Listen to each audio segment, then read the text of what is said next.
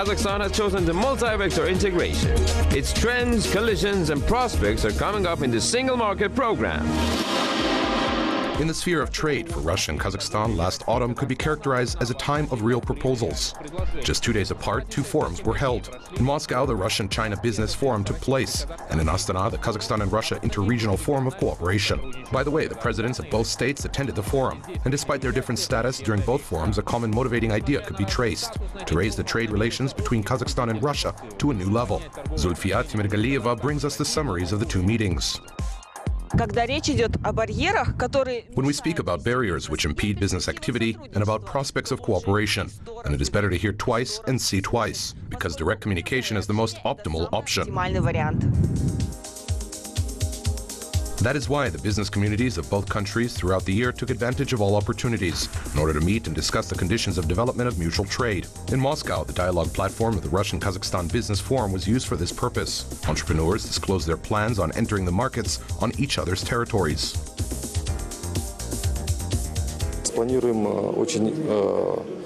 We are planning to expand the range of products that are delivered to our Russian clients. Due to the sanctions imposed on the Russian market, the share of foreign producers left, which gives us more opportunities to present our products and occupy the freed-up niche.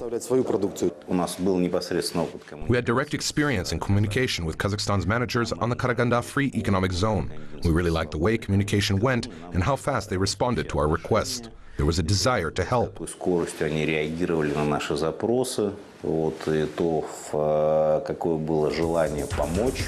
second time that the business communities of Kazakhstan and Russia met was in the fall of 2016 in Astana within the framework of the Interregional Cooperation Forum, with the participation of the heads of both states. Together, we are realizing wide-scale projects in the industrial sphere, energy sector, and agriculture, strengthening technological cooperation, developing a common transport infrastructure, and strengthening it. We are part of a common economic union and have common customs borders. And it is nonsense when bureaucracy-driven obstacles emerge. I think that we can overcome this. At the Astana Interregional Cooperation Forum during the session of the Russia-Kazakhstan Business Council, the essence of the existing problems and potential ways of resolving them were discussed in greater details. For example, in Russia, the producers of high-technology products are considered with Kazakhstan's condition that part of the product assembly must take place on their territory. Russia's drivers also have some concerns. When crossing Russia's border, drivers now have to get car insurance. It doesn't matter if you're entering for 2 to 3 days, the insurance has to be valid for 10 days. And this must be done every time, which is a lot of money.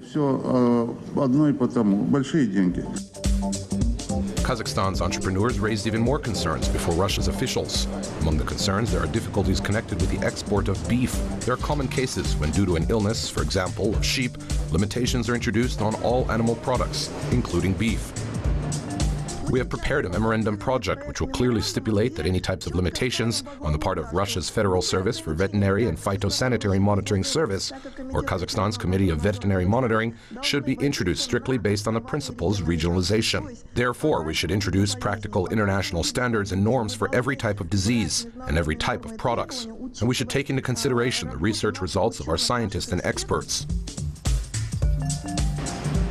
In addition, animal husbandry and crop products from Kazakhstan after crossing the border with Russia must pass through numerous provisional notice posts, and still Kazakhstan's producers may face additional limitations. Kazakhstan Ministry of Agriculture is proposing to include this problem and potential means of resolving it into the roadmap. Integration of our information systems must be a point that is stressed, so that our business could really take advantage of the existing software programs to be able to make set plans and understand what problems they could potentially face when crossing the border and movement of their goods across the territory of the Russian Federation. Kazakhstan's producers of alcoholic products are also experiencing great difficulties getting their products on Russia's market. Unlike them, Russia's exporters are unimpeded in their shipping their products to Kazakhstan. In Russia, the security payments presents a barrier. The amount is 3 to 3.5 times higher than the cost of the shipped products. In essence, this is the freezing of financial assets, which not every enterprise can afford. When problems are not just voiced, but there are concrete proposals of how to resolve them, this is already half the job done. Second half is up to the businesses themselves, which despite the existing difficulties, are trying to expand the territory of their influence. What's more, in 2016, this process accelerated both in Russia and Kazakhstan. Dagestan and Khanty-Mansuysk Autonomous District, Sakhalin and Yakutia. Geographically, they are quite far from here, but nevertheless, Russian regions are getting engaged in this. There's interest and desire. 260 companies from Kazakhstan which traveled to Russia signed a significant number of agreements in the total amount of around 2.8 billion tenge. Overall, today the businesses of both countries are on one train, which is picking up in speed along the tracks of the Eurasian economics integration. That is why there is only one thing left to do: turn on the green light for fair and mutually beneficial trade. That way, the path forward will be comfortable and useful. Zulfiya Timidgaliyeva, Ashkar Aitkenov, exclusively for Single Market.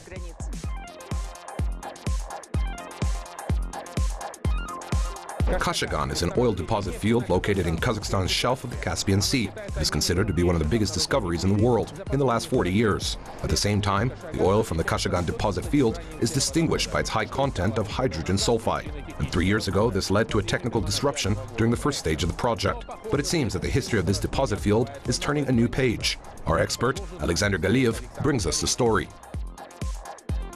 On November 1st of 2016, in the North Caspian region of Kazakhstan's shelf, something happened, which in essence meant a new page in the history of Kashagan. Extraction volumes at this deposit field reached a commercial level, more than 75,000 barrels of oil per day.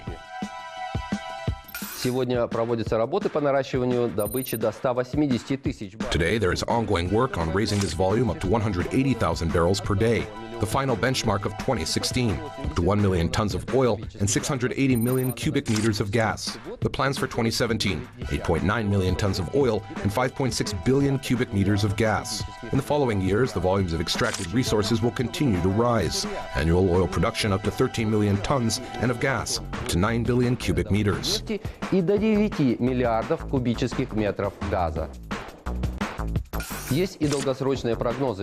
are also long-term forecasts which have been made until 2041, or until the end period of the agreement on product sharing. It is expected that by that time, around 308 million tons of black gold will have been extracted from here.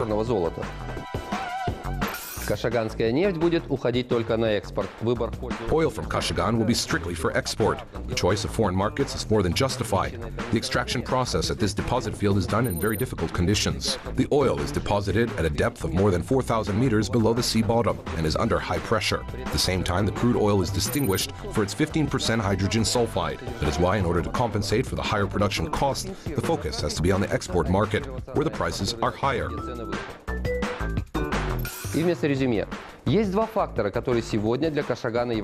And instead of a summary, there are two factors which today are key for Kashagan. The first, stabilization measures on the part of large oil producers whose circle Kazakhstan also joined. The second factor stems from the first one, oil prices. For now, the prices are not following the sensational agreement between OPEC and countries, which are not part of the cartel. And this is reason for hope. But at the same time, there is concern. Is this just a break or the long-awaited stability? As they say, time will show. Almaty is Kazakhstan's center of business activity. 570,000 of its residents are engaged in some form of business, and this is 17% of the countrywide total. At the same time, Almaty's enterprises are not afraid to operate in spheres, which so far have been traditionally considered as import-oriented. Our correspondent, Oleg Boldarev, found out which of Almaty's enterprises are focused on import substitution and how they are doing this.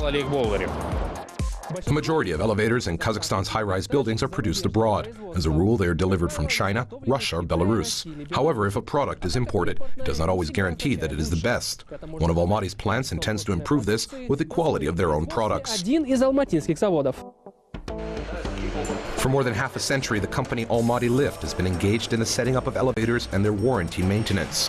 But full-fledged production of elevators was established here just last year. In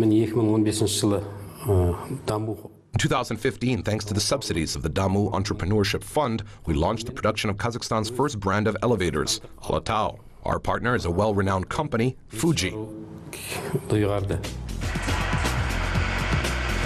Within the framework of the Memorandum on Cooperation, Japan's side shared its exclusive production technologies. By the way, Kazakhstan's plant has the same equipment as the plants in Japan. The equipment has already been tested. We have started the production of passenger elevators with a load capacity of 500 kilograms, 630, 1,000 kilograms, and more. Aside from load-bearing capacity, elevators that are produced here are divided by type. Among them, there are passenger, panorama, freight elevators, elevators for hospitals, and even cottage houses. The metal raw materials, aside from the stainless steel, are all from Kazakhstan. Mostly the supplier is Karmet Kombinat. Regarding stainless steel, we have cooperation only with Europe, because we signed an agreement with a Turkish company on the supply of stainless materials for the outer and inner paneling of the cabins.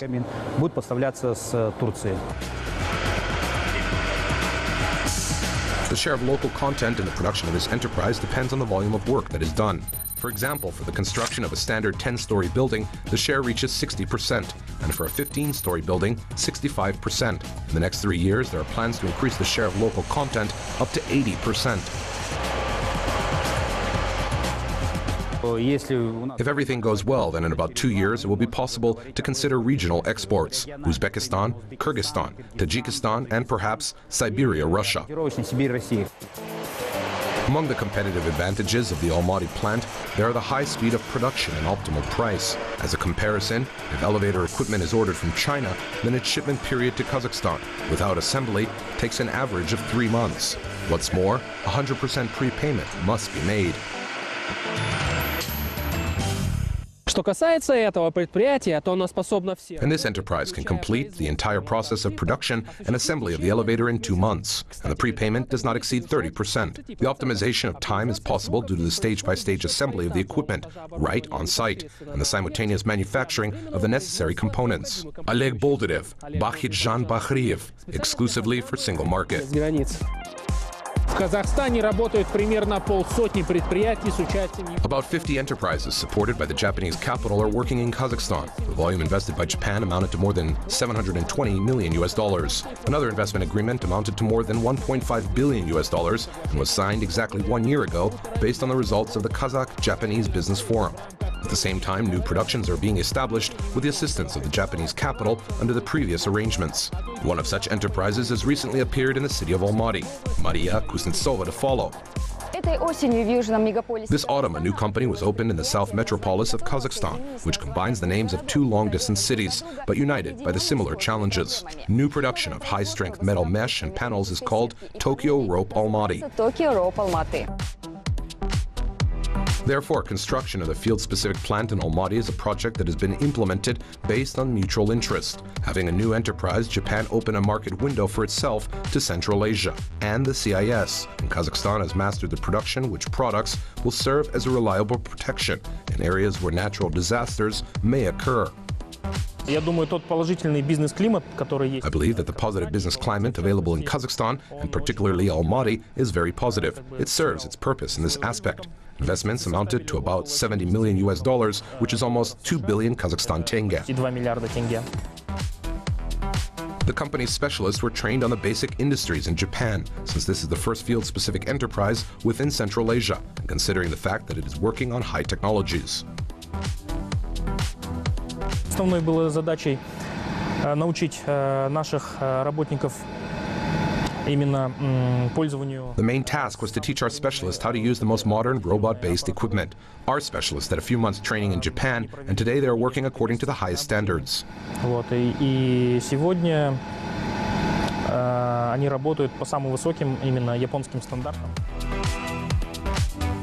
Super modern machinery based on the digital technologies is used in this plant. Wire mesh weaving machines is the most valuable of them. There is no difference between the technologies used here in this plant and those in Japan. The machine behind me is one of the latest products. Even not all industries in Japan have it.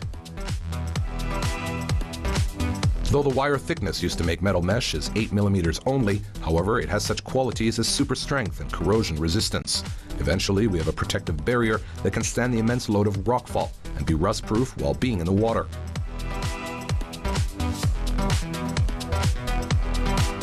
Despite of its iron nature, this product is quite eco-friendly. Over the years, the safety mesh is sworn and melts in the background environment. Blocks that protect the riverbeds are harmoniously fit into the area landscape. Tokyo Rope Almaty provides a guarantee of 50 years to all their products, but it does not mean that the company will stay without any orders and contracts after accomplishing all the Kazakhstan orders. This unique production is planning to enter the export markets of the Eurasian Economic Union and Central Asia. That's all for today. Kind reminder, all the episodes of our program are available on www.kazakh-tv.kz. Until next time on Single Market.